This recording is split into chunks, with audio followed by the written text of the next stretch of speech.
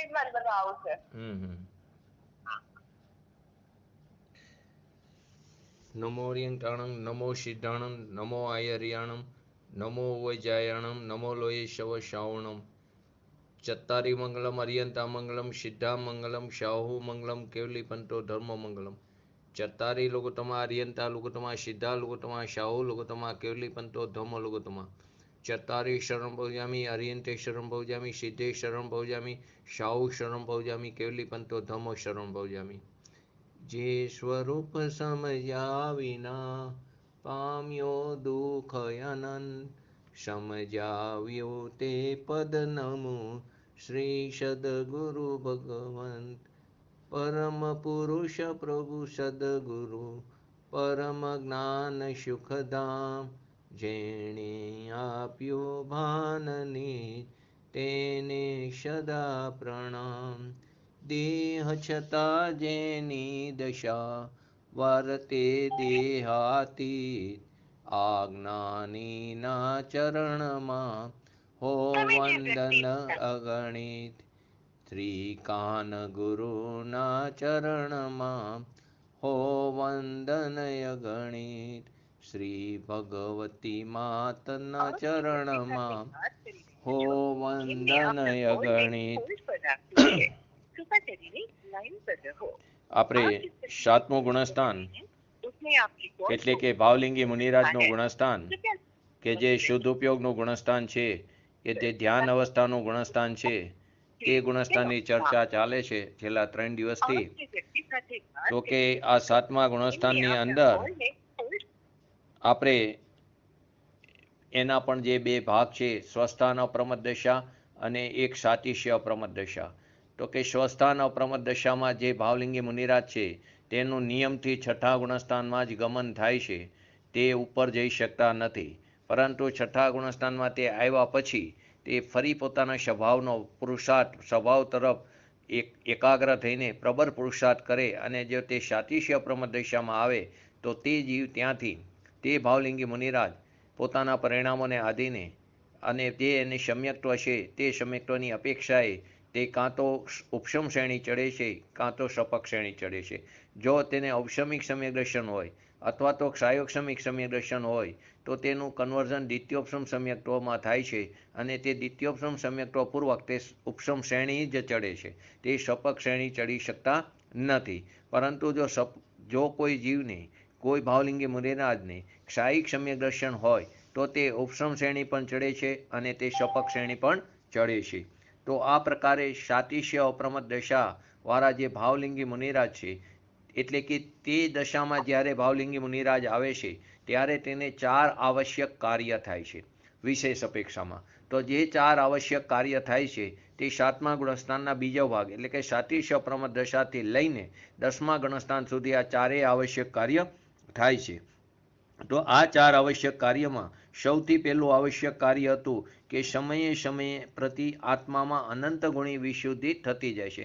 હર સમયે આત્મામાં જે વિતરાગતાની પ્રાપ્તિ થઈ છે તે વિતરાગતાની હર સમયે તેની શુદ્ધિની વૃદ્ધિ વધતી જાય છે. એટલે કે વિતરાગતા વધતી જાય છે.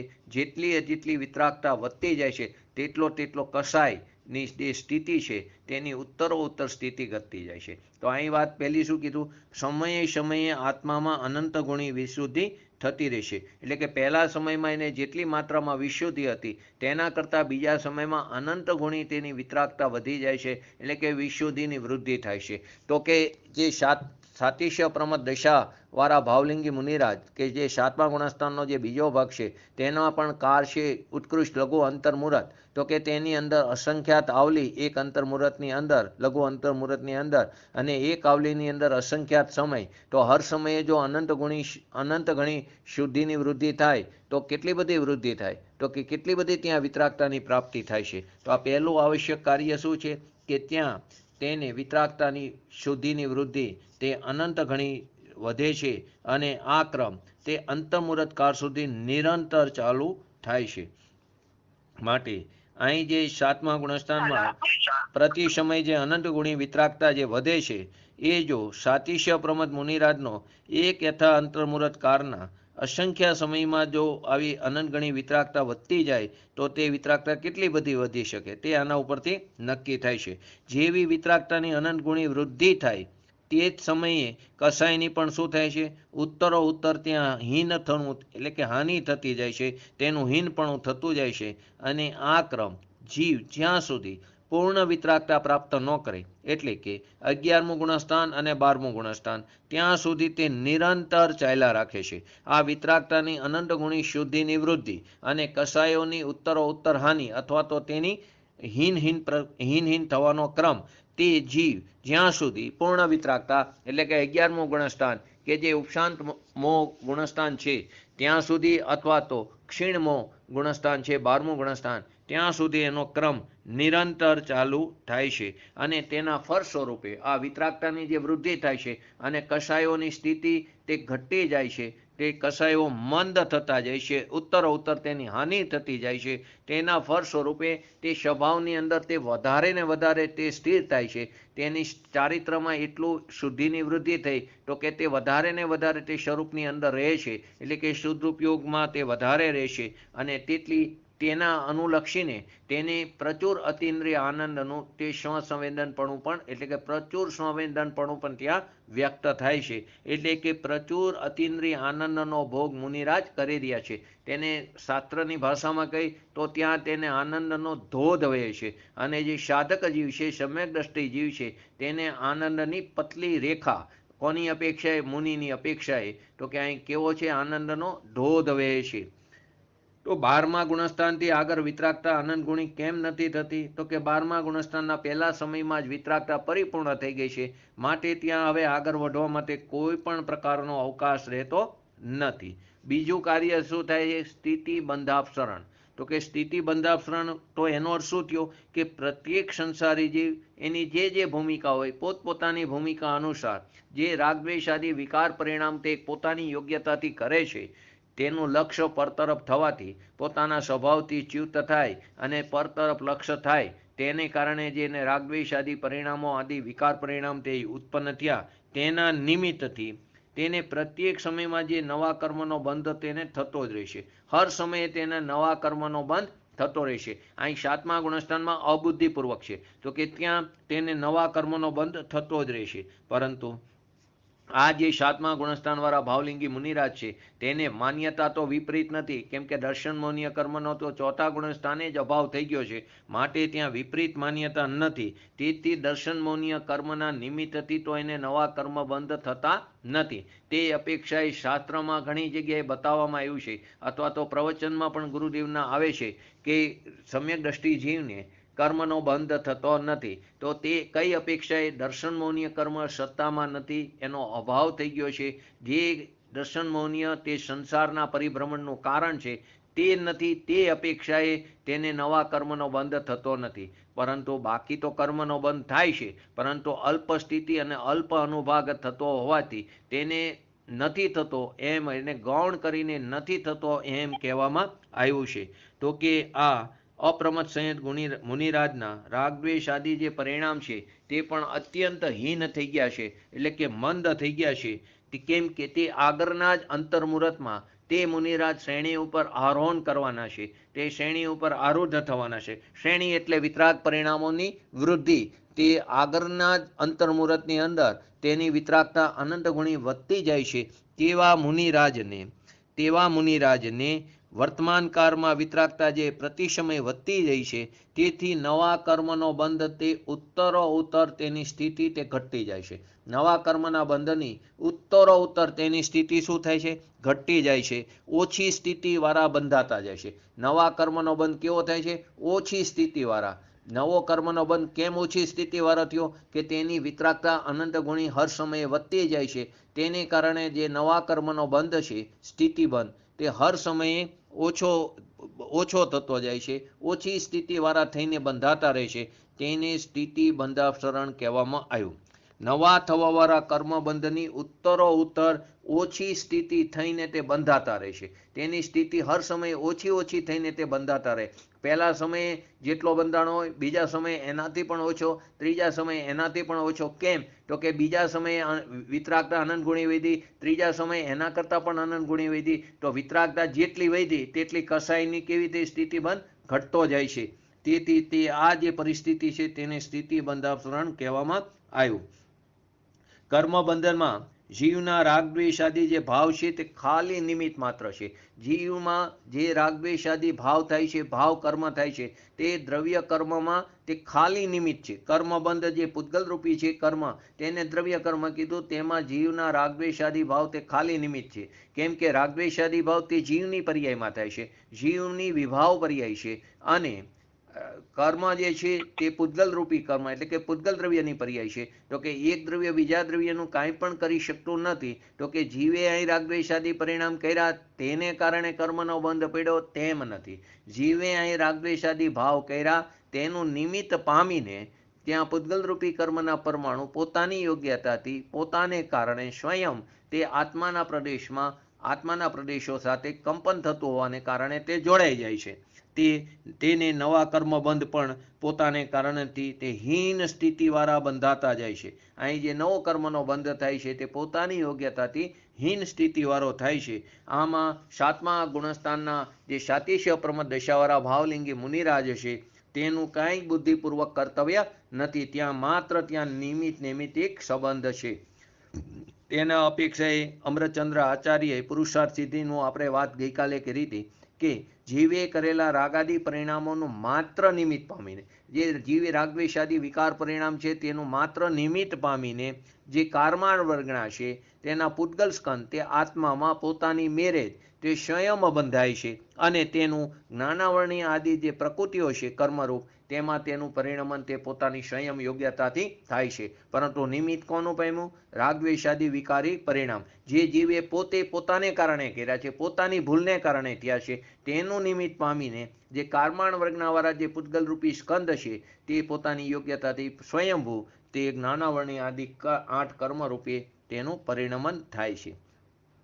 તો કે નિમિત્તિક સંબંધ કોને કીધો? કે જ્યારે ઉપાદાન સ્વયં કાર્ય રૂપે પરિણમે છે ત્યારે સામે ભાવ રૂપે હોય કે અભાવ રૂપે હોય કોઈ યોગ્ય અનુકૂળ વસ્તુ તેને નિમિત્ત કારણ કહેવામાં આવ્યું. તેની સાથે તેનો સંબંધ હોય છે. ઉપાદાન જ્યારે પોતે પોતાની યોગ્યતાથી તે કાર્ય રૂપે પરિણમે છે ત્યારે સામે જે અનુકૂળ વસ્તુ છે તે તેની હાજરી હોય કાં તો તેનો અભાવ હોય, તે અપેક્ષાએ તેને નિમિત્ત કારણ કહેવામાં આવ્યું.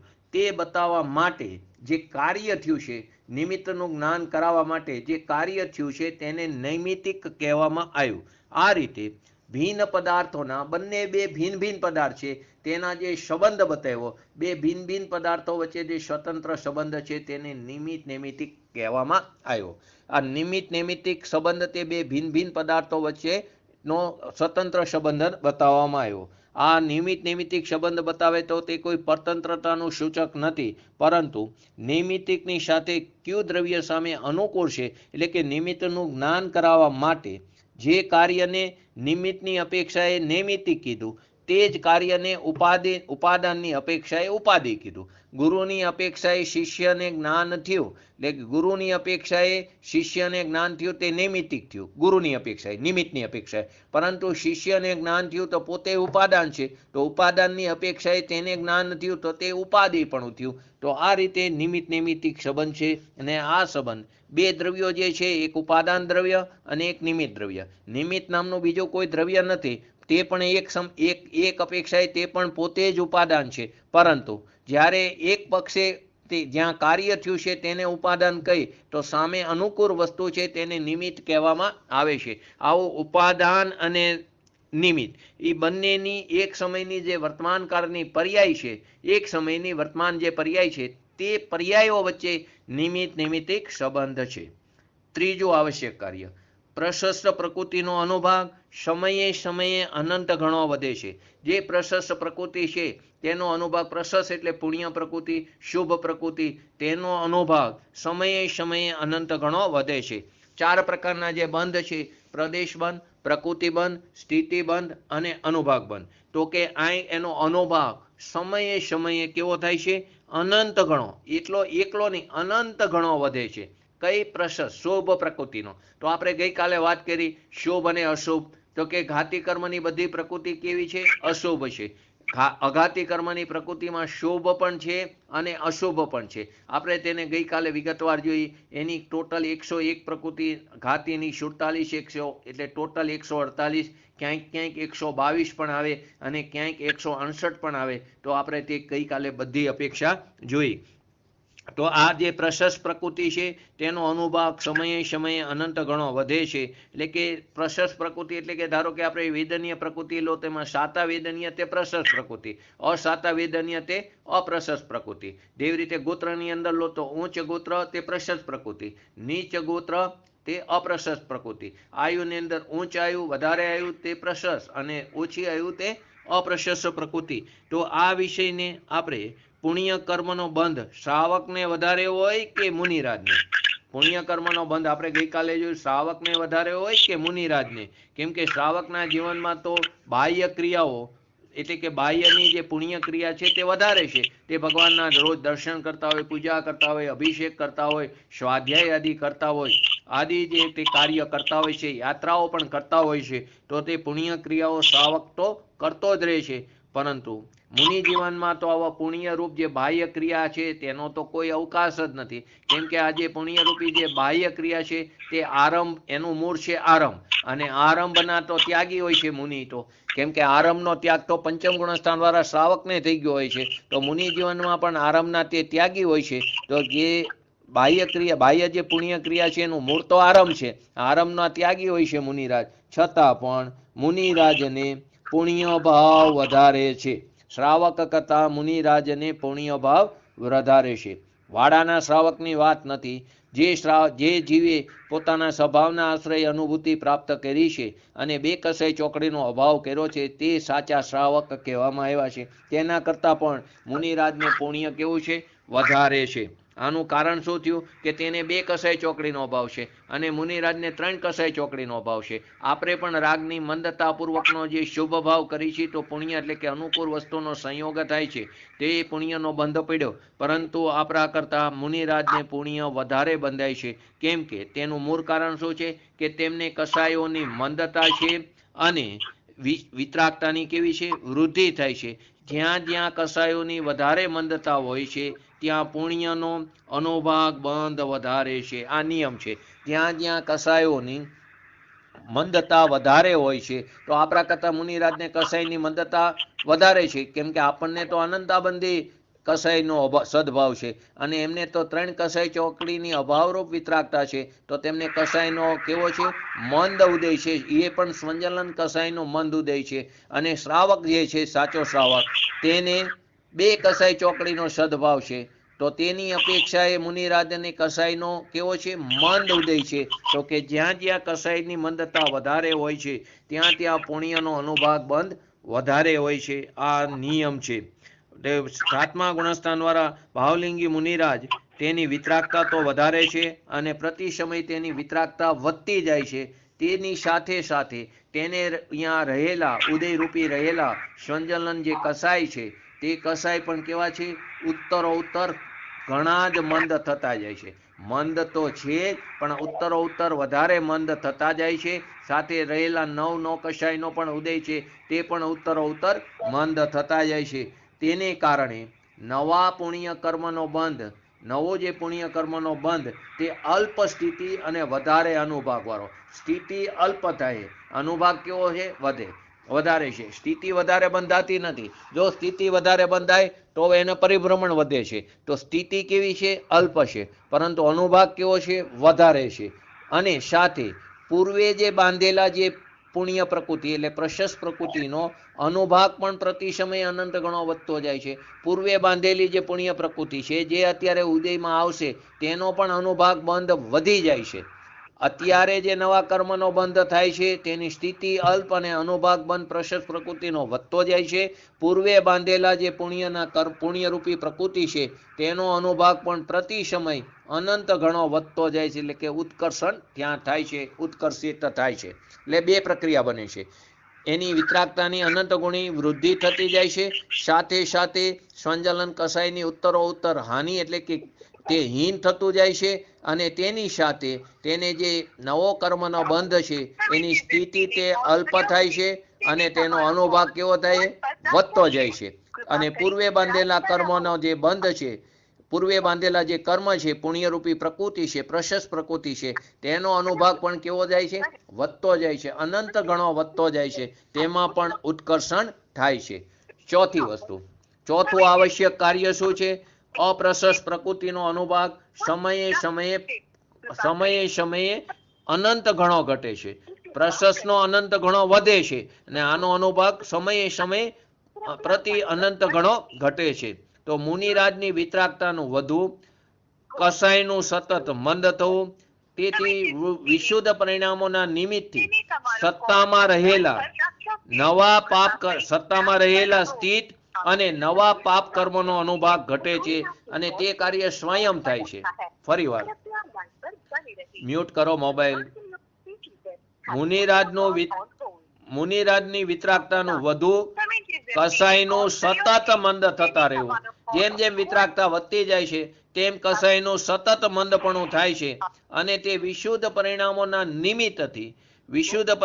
નિમિત્તથી સત્તામાં રહેલા કર્મ, જે પૂર્વે બાંધેલા જે કર્મ અત્યારે સત્તામાં પડ્યા છે તે કર્મ અને નવા પાપ કર્મનો અનુભાગ પ્રતિ સમયે અનંત ગણો ઘટતો જાય છે અને આ કાર્ય સ્વયં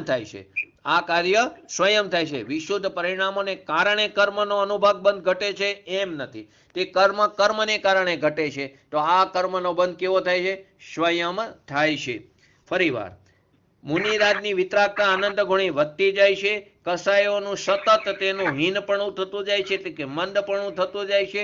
આ વિશુદ્ધ પરિણામોના નિમિત્તથી પૂર્વે બાંધેલા કર્મ જે સત્તામાં પડ્યા છે તે સત્તામાં પડેલા કર્મો અને નવા જે પાપ કર્મનો બંધ થાય છે, નવા પાપ કર્મો જે બંધાય છે તેનો પણ અનુભાગ બંધ કેવો થાય છે? પ્રતિ સમયે ઘટતો જાય છે અને આ કાર્ય પણ સ્વયં થાય છે। આ કાર્ય પરિણામોની વિશુદ્ધતાને કારણે નથી થતું, નિમિત્ત પરિણામોની વિશુદ્ધતા છે, પરંતુ કર્મનું ઘટવું તે તેની યોગ્યતાથી થાય છે।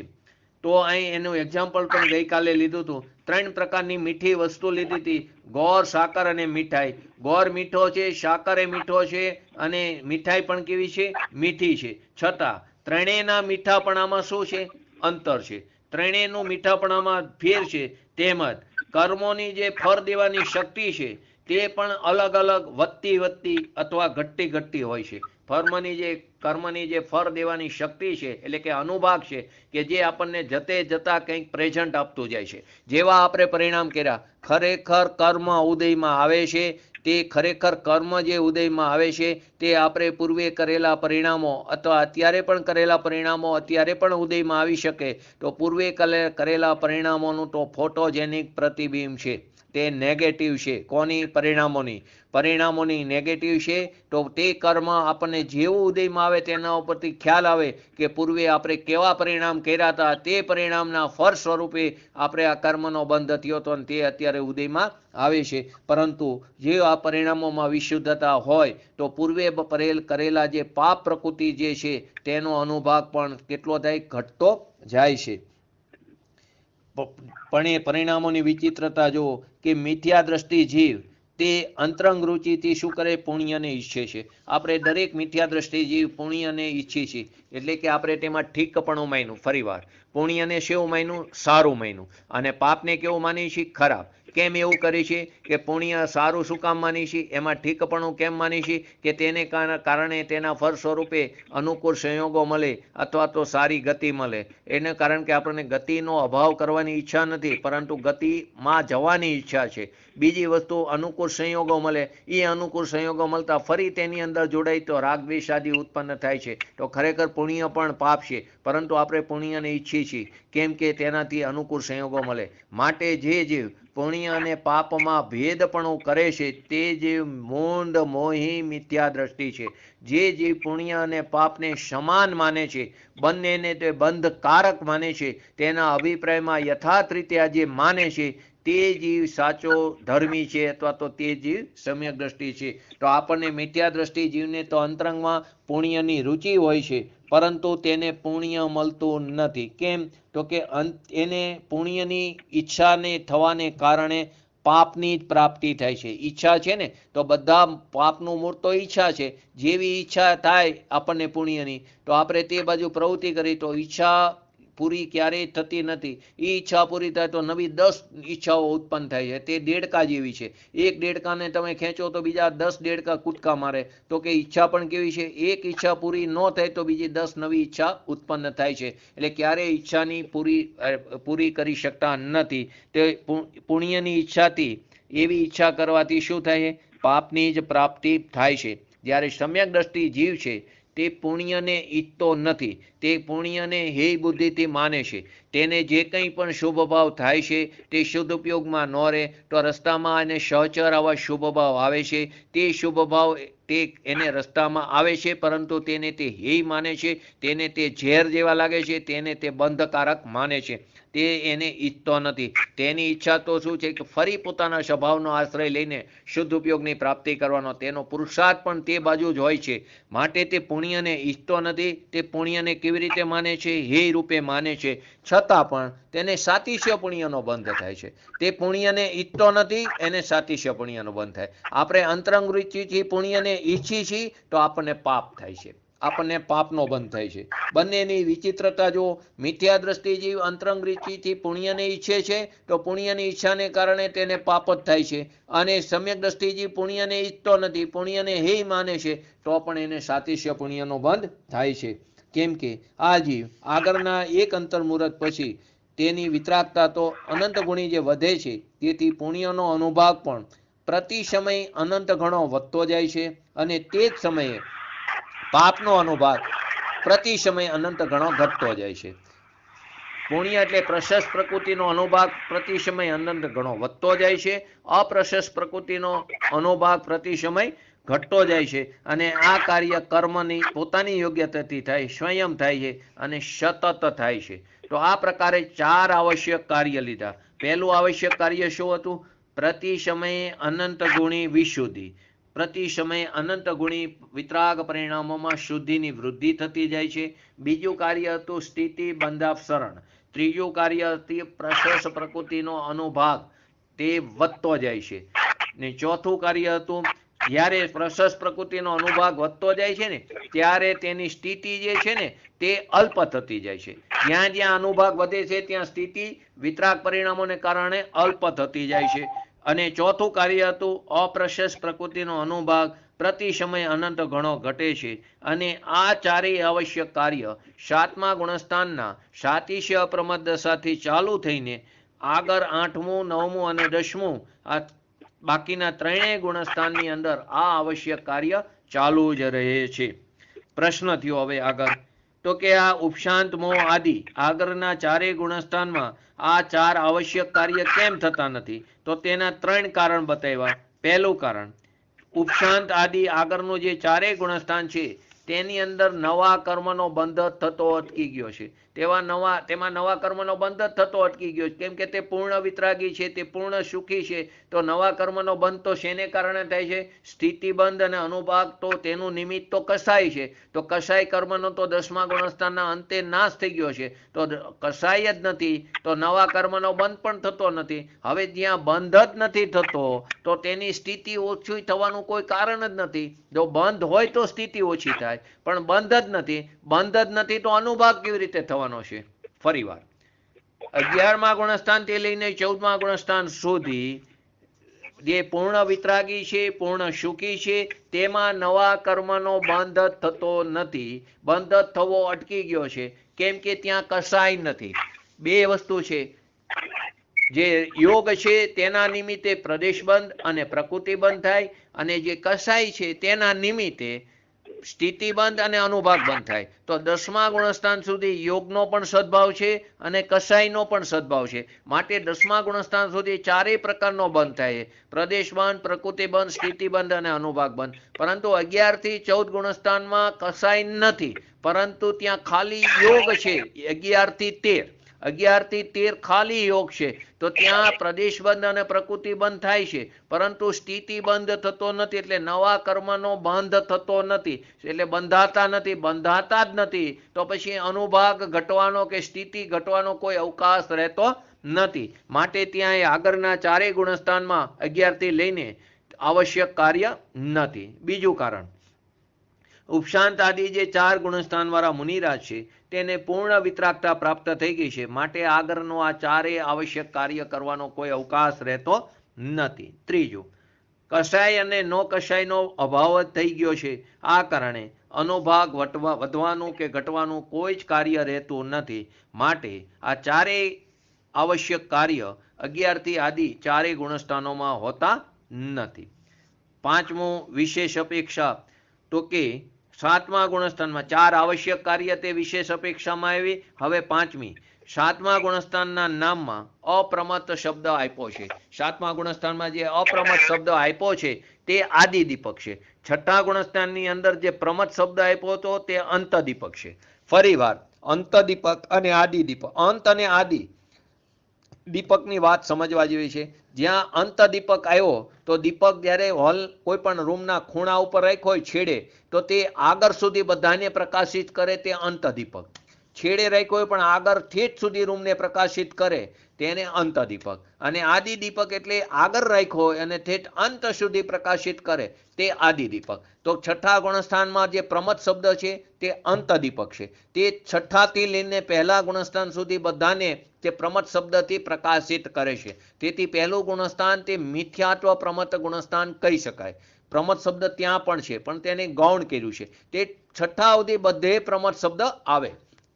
તેવી જ રીતે 7મા ગુણસ્થાનને આદિદીપક કીધું અપ્રમત્તને, તો કે તે પહેલેથી લઈને છેલ્લે સુધી પ્રકાશિત કરે છે. તો 7માંથી લઈને 14 ગુણસ્થાન સુધી તે અપ્રમત્ત શબ્દને પ્રકાશિત કરે છે. તો 7મું ગુણસ્થાનમાં જે અપ્રમત્ત શબ્દ છે તે બાકીના બધા ગુણસ્થાનની અંદર અપ્રમત્ત શબ્દ લાગી શકે. જેવી રીતે સંયોગી કેવરી, તો કે અપ્રમત્ત સંયોગી કેવરી કહી શકાય. તો ત્યાં અંતદીપક અને આદિદીપક. તો આ જે પાંચમી વિશેષ અપેક્ષા છે, તો 7મા ગુણસ્થાનના નામમાં અપ્રમત્ત શબ્દ આવ્યો છે તે આદિદીપક છે. તે 7માંથી લઈને ઉપરના બધા ગુણસ્થાનમાં અપ્રમત્ત જ હોય છે. આની અંદર અપ્રમત્ત દશા છે તેનું બીજું નામ સદુપયોગ કીધું છે, ધ્યાન અવસ્થા કીધું છે, આત્મલીનતા કીધું છે. એના આવા અલગ અલગ નામ છે. હવે જે છઠ્ઠી વિશેષ અપેક્ષા છે એ થોડીક સમજો ધ્યાનથી.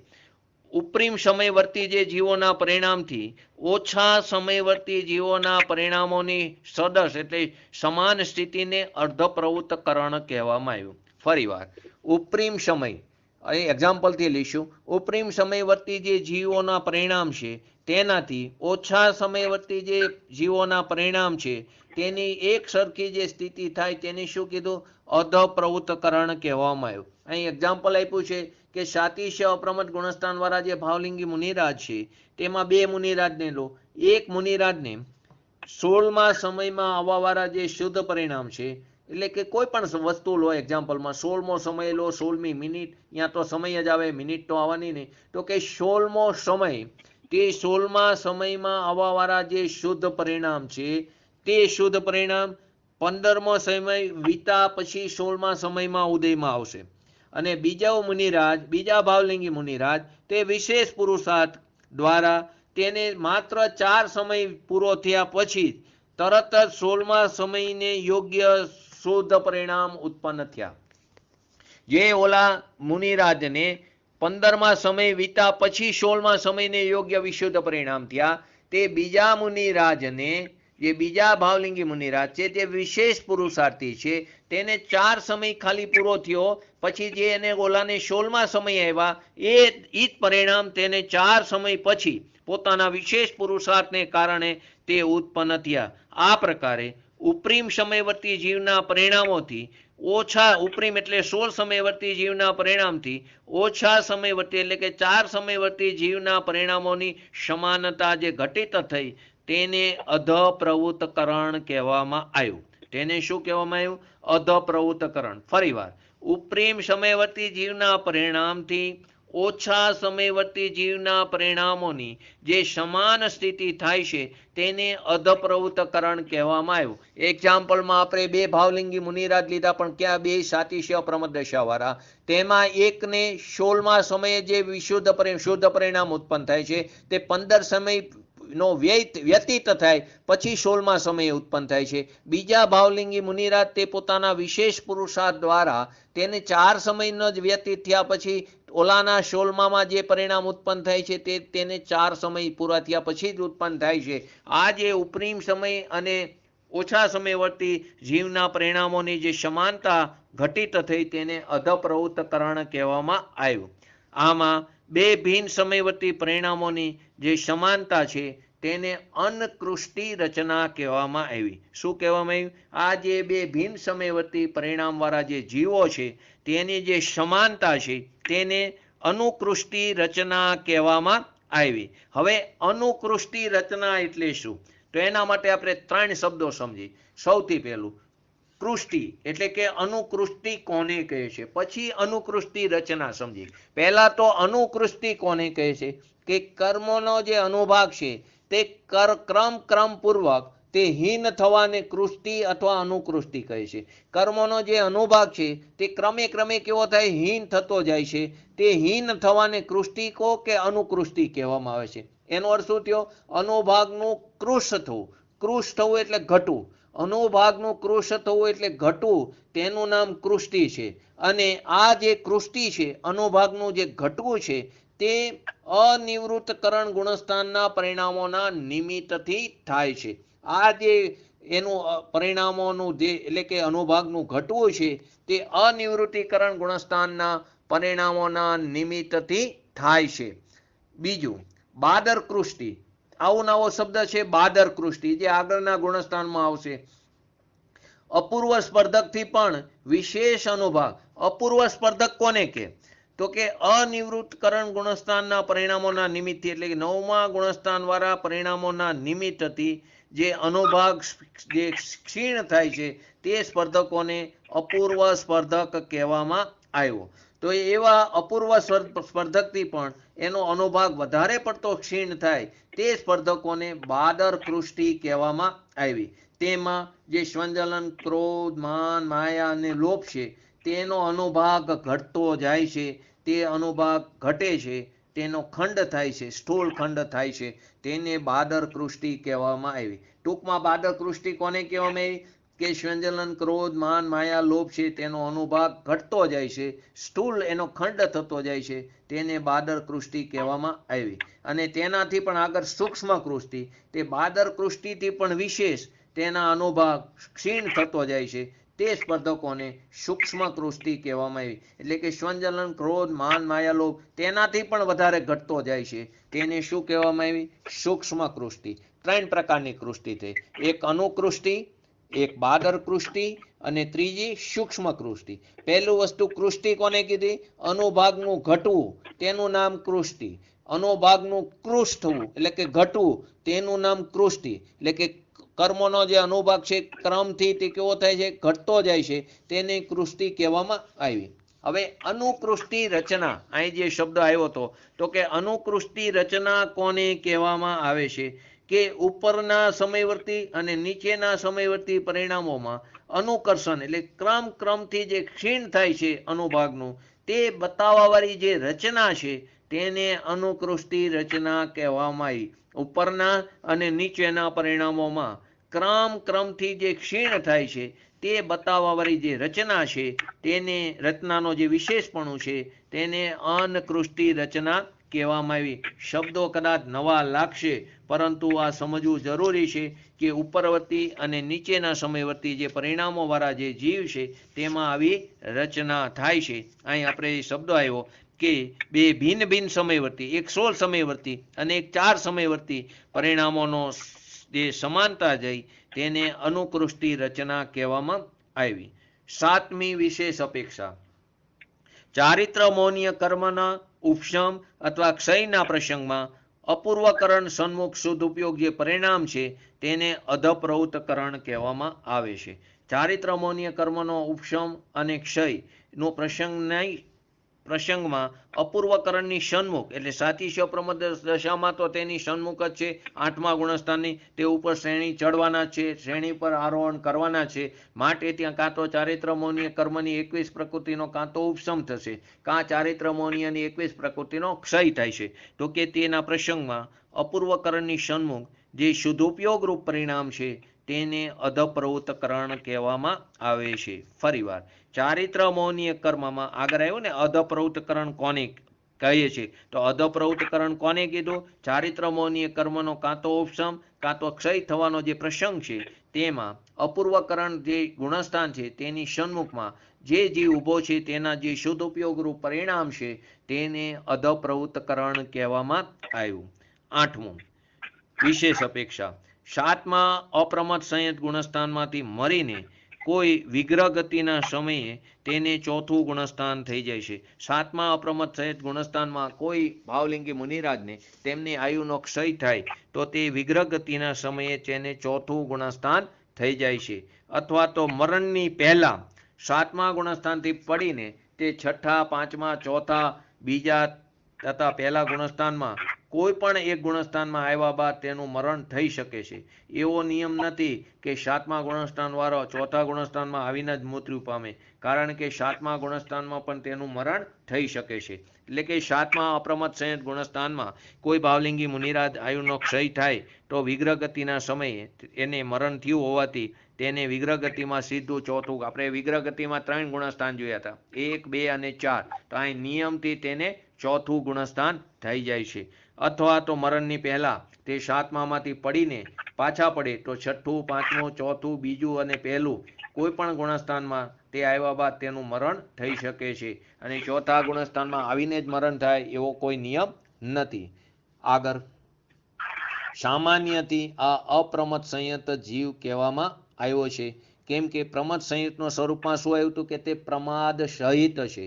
જેનો સંયમ પ્રમાદ સહિત નથી હોતો તેને અપ્રમત્ત સંયત કહેવામાં આવે છે, કે જેના સંયમમાં પ્રમાદ નથી, પ્રમાદથી રહિત છે, જે પ્રમાદના 37,500 ભેદથી રહિત છે તેને અપ્રમત્ત સંયત કહેવામાં આવ્યો છે. ત્યાં સંયત હોવાથી જીવોના 15 પ્રકારના પ્રમાદ, મુખ્યત્વે જે 15 પ્રકારનો પ્રમાદ છે તે જોવામાં ન આવે તેને અપ્રમત્ત સંયત કહેવામાં આવે છે. આ પ્રકારે તેની 8 પ્રકારની અપેક્ષા ત્યાં વિશેષ અપેક્ષા બતાવી છે. 4 આવશ્યક કર્મ, 5મું અપ્રમત્ત શબ્દ જે આદિદીપક છે, 6ઠું ઉપરીમ સમયવર્તી જીવો અને ઓછા સમયવર્તી જીવોની પરિણામોની સમાનતાની જે સ્થિતિ છે તેની વાત અધપ્રવૃત્તકરણની, 7મું અધપ્રવૃત્તકરણ કોને કહેવાય, 8મી તેના મરણની અપેક્ષાએ. હવે આગળ આની અંદર છેલ્લું વર્તમાન સમયની અંદર પ્રત્યાખ્યાન કર્મનો, પ્રત્યાખ્યાન આદિ જે કર્મના સર્વઘાતી સ્પર્ધકોનો ઉદય ક્ષય, ઉદયાભાવી ક્ષય અને આગામી કાળમાં ઉદયમાં આવવાવાળા તેના જ ઉદયાભાવી લક્ષણ ઉપશમ થઈ જાય છે, અને સ્વંજલન જે કસાય છે તેનો મંદ ઉદય થવાથી પ્રત્યાખ્યાનની ઉત્પત્તિ થાય છે. માટે આ ગુણસ્થાન પણ કેવું છે? વાસ્તવિક રીતે આ ગુણસ્થાન પણ ક્ષાયોક્ષમિક ગુણસ્થાન કહેવામાં આવ્યું છે. કયું ગુણસ્થાન છે? ક્ષાયોક્ષમિક ગુણસ્થાન. 8મું અપૂર્વકરણ ગુણસ્થાન. તો આ 8મું ગુણસ્થાન તે શ્રેણીનું પહેલું ગુણસ્થાન છે. ઉપશમ શ્રેણી ચડે તો પણ પહેલું, અને સપક શ્રેણી ચડે તો પણ આ શ્રેણી ચડવાનું પહેલું ગુણસ્થાન. શ્રેણી ચડવી એટલે એની વિતરાગતાની વૃદ્ધિ થાય છે. એના પરિણામોમાં જે વિતરાગતાની શુદ્ધિની જે વૃદ્ધિ થઈ તેને શ્રેણી કહેવામાં આવી. તો વિતરાગતાની વૃદ્ધિ, શ્રેણી એટલે કોઈ પગથિયા નથી, પહેલા પગથિયે ચડ્યો અને બીજા પગથિયે, પરંતુ જે એની વિતરાગતાની શુદ્ધિની વૃદ્ધિ થાય છે તેને શ્રેણી ચડ્યો એમ કહેવામાં આવે છે. તો આ અપૂર્વકરણ નામનું 8મું ગુણસ્થાન તે શ્રેણીના ગુણસ્થાનમાં પહેલું ગુણસ્થાન કહેવામાં આવ્યું છે. ફરીવાર શ્રેણી કોને કીધી? તો કે ચારિત્ર મૌનીય કર્મની જે 21 પ્રકૃતિ છે તે 21 પ્રકૃતિનો, કઈ 21 પ્રકૃતિ?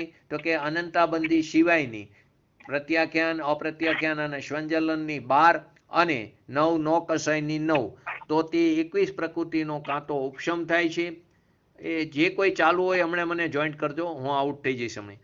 તો 21 જે પ્રકૃતિનો ઉપશમ કે ક્ષયના નિમિત્તથી વૃદ્ધિગત થવા વાળા જે એના ઉપક્ષય થાય કે એના ક્ષયને કારણે જે એના પરિણામમાં જે શુદ્ધિની વૃદ્ધિ થાય છે તે વિતરાગ પરિણામોને શ્રેણી કહેવામાં આવી. બે વસ્તુ આવી, ચારિત્ર મોહનીય કર્મની 21 પ્રકૃતિનો કાં તો ઉપશમ થાય છે કાં તો ક્ષય થાય છે. 21 પ્રકૃતિની અંદર કઈ કઈ આવી? અપ્રત્યાખ્યાનની 4, પ્રત્યાખ્યાનની 4, સ્વંજલનની 4, 12 અને 9 નો કસાયની આવી 21 પ્રકૃતિનો કાં ઉપશમ કાં ક્ષયના નિમિત્તથી વૃદ્ધિગત થવાવાળા જીવના વિતરાગ પરિણામોને શ્રેણી કહેવામાં આવી. અને તેના બે ભેદ છે, ઉપશમ શ્રેણી અને શપક શ્રેણી.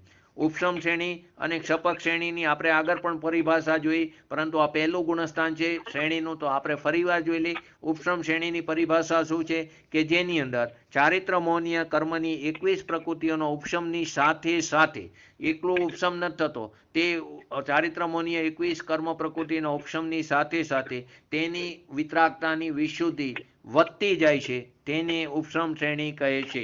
આ શ્રેણીના પણ ઉપશમ શ્રેણીના પણ 4 ગુણસ્થાન છે, 8મું, 9મું, 10મું અને 11મું. ફરીવાર, જેમાં ચારિત્ર મોહનીય કર્મની 21 કર્મની પ્રકૃતિના ઉપશમની સાથે સાથે તેની વિતરાગતા વધતી જાય છે, અને એને શું કહેવામાં આવ્યું?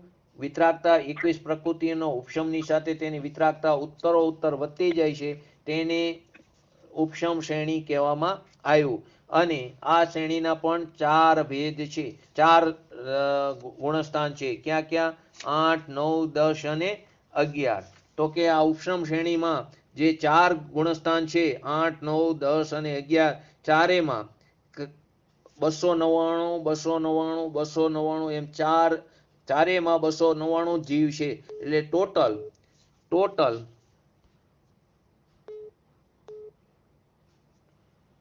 હેલો હા ચાલુ છે ને? ઉપશમ શ્રેણીના ચારે ગુણસ્થાનની અંદર 299 એટલે ટોટલ 1196 જીવ છે ઉપશમ શ્રેણીમાં. અને શપક શ્રેણીની અંદર 598 ચારેમાં, એટલે ટોટલ 2392 ભાવલિંગી મુનિરાજ છે. તો બીજું શપક શ્રેણી કોને કીધી? તો કે શપક શ્રેણી કે જેની અંદર શપક શ્રેણીની અંદર ચારિત્ર મોહનીય કર્મની 21 પ્રકૃતિનો ક્ષય થાય છે, તે ક્ષયની સાથે તેની વિતરાગતા ઉત્તરોત્તર વધતી જાય છે, તેને શપક શ્રેણી કહેવામાં આવી. તો આ 4 ગુણસ્થાન તે શપક શ્રેણીના છે. અને 4 ગુણસ્થાન 8મું, 9મું, 10મું, 11મું ઉપશમના 8, 9, 10 અને 12 આ 4 ગુણસ્થાન શપક શ્રેણીના છે. તો કે પ્રશ્ન કર્યો, ચારિત્ર મોહનીય કર્મની જે 21 પ્રકૃતિની જે ક્ષપણા છે તે કરવાવાળા ક્ષપક મુનિરાજ 10મા ગુણસ્થાનથી શું ઉપશાંત ગુણસ્થાનને ઓરંગીને ક્ષીણમોહી થઈ જાય છે? જે 21 પ્રકૃતિનો જે ક્ષય કરવાવાળા જે ક્ષપક મુનિરાજ છે તે 10મા ગુણસ્થાનથી શું ઉપશાંત ગુણસ્થાનને ઓરંગીને ક્ષીણમોહી? ઓરંગવાની વાત નથી. શપક શ્રેણી જે ચડે છે તે ભાવલિંગી મુનિરાજ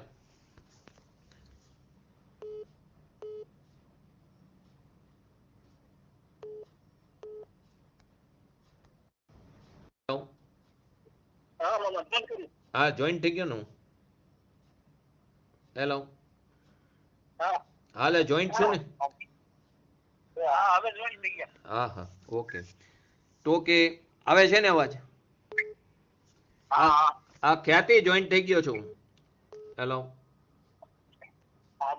હા તો ફરીવાર, ચારિત્ર મોહનીયની 21 પ્રકૃતિ વાળાનો ક્ષય કરવાવાળા જે શપક શ્રેણી જે ચડ્યા છે તે મુનિરાજ 10મા ગુણસ્થાનથી સીધા 12મામાં જાય છે. તો ઉપશાંત મોહ જે ગુણસ્થાન છે તેને ઓરંગીને જાય છે.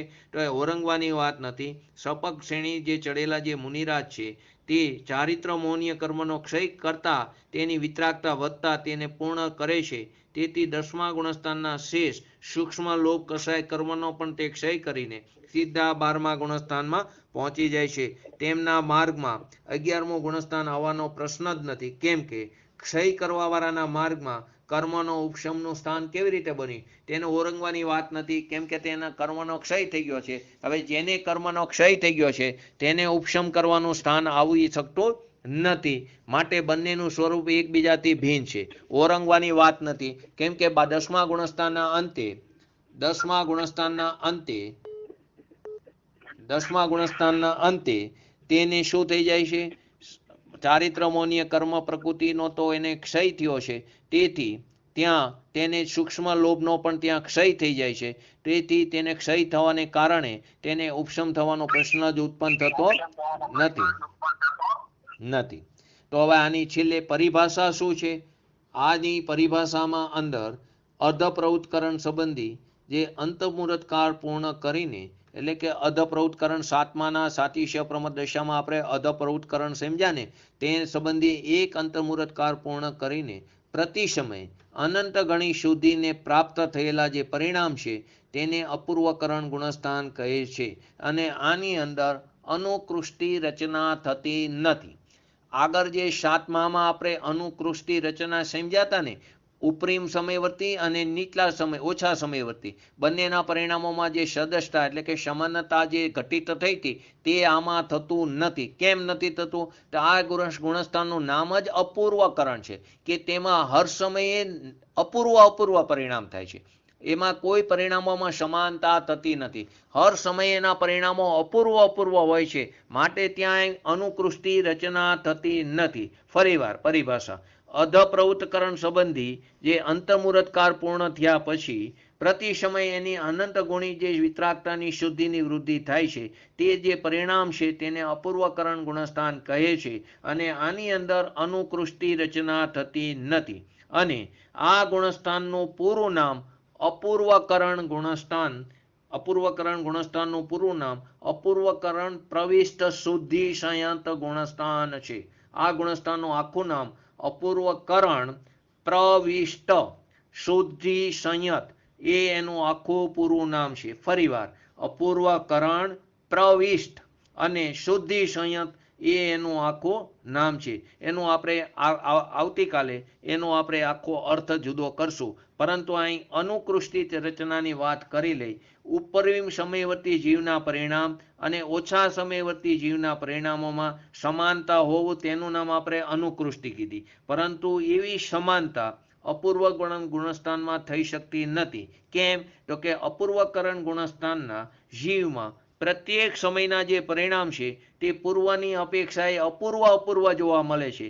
તેથી એક સમયના પરિણામોની સમાનતા બીજા સમયના પરિણામોની સાથે ક્યારેય થઈ શકતી નથી. કેમ કે અહીં અપૂર્વકરણ ગુણસ્થાનના જીવમાં પ્રત્યેક સમયના જે પરિણામ છે તે પૂર્વની અપેક્ષાએ અપૂર્વ છે.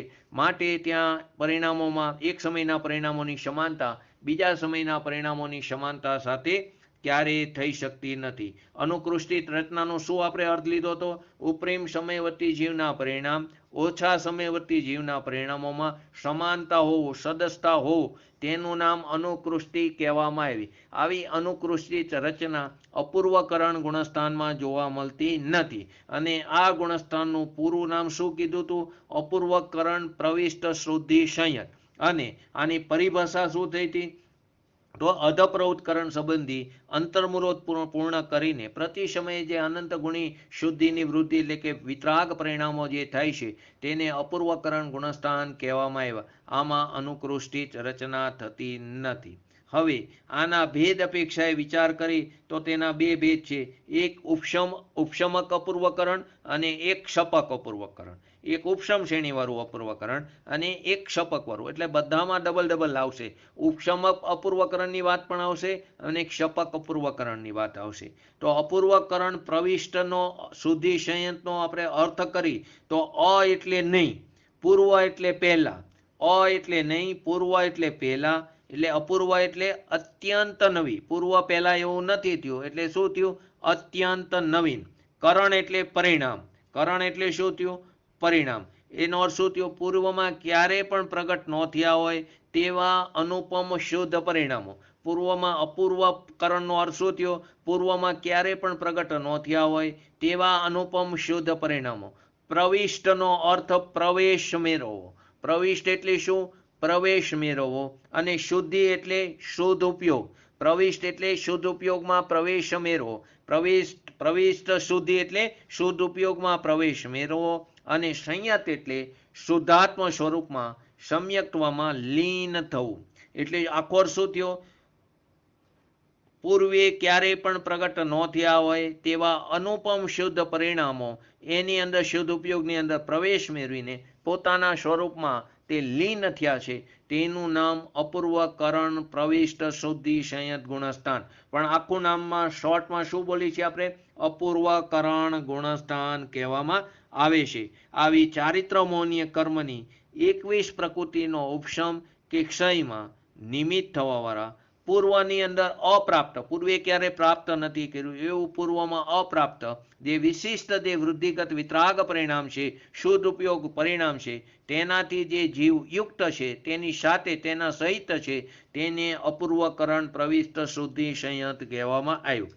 ચારિત્રમોનીય કર્મની જે 21 પ્રકૃતિ છે તેનો ઉપશમ કે એના ક્ષયમાં નિમિત્ત થવા વાળા પૂર્વમાં ક્યારેય પ્રાપ્ત નથી કર્યું એટલે અપ્રાપ્ત એવા વિશિષ્ટ વૃદ્ધિગત જે વિતરાગ પરિણામ છે, શુદ્ધ ઉપયોગરૂપ પરિણામ છે, તેનાથી સહિત જે જીવ છે તેને અપૂર્વકરણ ગુણસ્થાન કહેવામાં આવ્યો. હવે બાકીની વાત આપણે આવતીકાલે લઈશું. તો કે તેમાં સમ્યક્ત્વ અપેક્ષાએ વિચાર આવે છે. તો કે અપૂર્વકરણ ગુણસ્થાનની અંદર દ્વિતીયોપમ સમ્યક્ત્વ પણ છે અને સાયિક સમ્યક્ત્વ પણ છે. તો દ્વિતીયોપમ સમ્યક્ત્વ કોને હોય છે? તો કે જે ઔપસમિક સમ્યક્ત્વનો તે બીજો ભેદ છે તેનું નામ દ્વિતીયોપમ સમ્યક્ત્વ છે. સાયોગસમિક સમ્યક્ત્વ વાળો જે જીવ છે તે શ્રેણી ચડવાનો પુરુષાર્થ કરતો નથી અને તેની વિસંયોજના ઔપસમિક સમ્યક દર્શનમાં થાય છે. તે દ્વિતીયોપમ એટલે કે ત્યાં બીજી વાર એટલે કે કર્મનું ત્યાં ઉપશમપણું થાય છે, તેને દ્વિતીયોપમ કીધું. ઔપસમિક હોય કે સાયોગસમિક હોય તે દ્વિતીયોપમ સમ્યક્ત્વ વાળો જીવ તે ઉપશમ શ્રેણી ચડે છે અને સાયિક સમ્યક્ત્વ વાળો જે જીવ છે તે બંનેમાંથી કોઈ પણ શ્રેણી ઉપશમ પણ ચડી શકે છે અને શપક પણ ચડે છે, પરંતુ દ્વિતીયોપમ સમ્યક દ્રષ્ટિ જીવ તે ખાલી ઉપશમ શ્રેણી ચડે છે. પ્રશ્ન થયો એના ઉપરથી, દ્વિતીયોપમ સમ્યક દ્રષ્ટિ મુનિરાજ શપક શ્રેણી નથી ચડતા તેનું શું કારણ? દ્વિતીયોપમ સમ્યક દ્રષ્ટિ વાળા ભાવલિંગી મુનિરાજ શપક શ્રેણી કેમ નથી ચડતા તેનું શું કારણ છે? તો કે પોતાની પુરુષાર્થની કમજોરીને કારણે, વાસ્તવમાં તો પોતાના પુરુષાર્થની નબળાઈને કારણે મુનિરાજને પોતાને શ્રદ્ધામાં યથાશ્રદ્ધામાં જે બાધક દર્શનમોનીય કર્મોની સત્તાનું સર્વથા નાશ નથી કર્યો, તેને દર્શનમોનીય કર્મનો નાશ નથી થયો, ત્યાં ઉપશમ રૂપે પડ્યા છે.